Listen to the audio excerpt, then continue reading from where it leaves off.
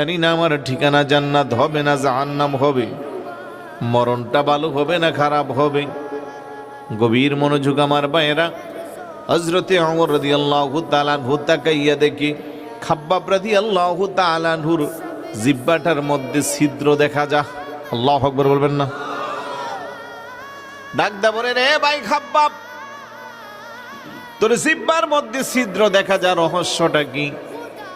ডাক দা কই, আমিরুল মুমিনিন, আপনি কি শুধু আমার জিহ্বার ছিদ্র দেখলেন আর কিছু দেখতেন না?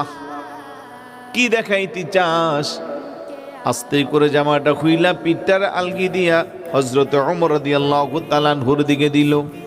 হযরতে ওমর রাদিয়াল্লাহু তাআলা আনহু ডাক দা করে, ভাই খাব্বাব, তোর পিঠের মধ্যে তো গোশত নাই, কালো কালো কয়লার আগুনের পোড়ার দাগ দেখা যায়, রহস্যটা কি? আল্লাহু আকবার বলবেন না? চোখের পানি ছেড়ে ডাক দা কই, আমিরুল মুমিনিন, ইসলামের প্রথম যুগে আমি যখন কালমা পড়ে মুসলমান হয়েছি, নবীকে মোহাব্বত করে আমি নবীর প্রতি যখন কালমা পড়ে মুসলমান হয়েছিলাম, মক্কার কাফের মুশরিক বেঈমানেরা আমার উপরে অত্যাচার শুরু করে দিল। অত্যাচারের স্টিম রোলার চালালো, হাত পা চারটার মধ্যে রশি দিয়া বাইদা মরুভূমির উত্তপ্ত বালির মধ্যে আমারে শোয়া রাখতো।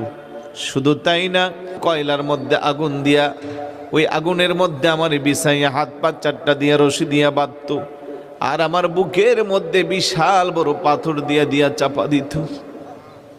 কয়লার আগুনের হিটে আমার পিঠের গোস্তগুলো মোমের মতো গলে গলে যাইত, আগুনের তাগি আমার হাড্ডিতে লাগতো, আর বলতো, রে খাব্বাব, এখনো সময় আছে, তাড়াতাড়ি ইসলাম থেকে দূরে সরে যা, নবীর মোহাব্বত থেকে নিজের দূরে সরা।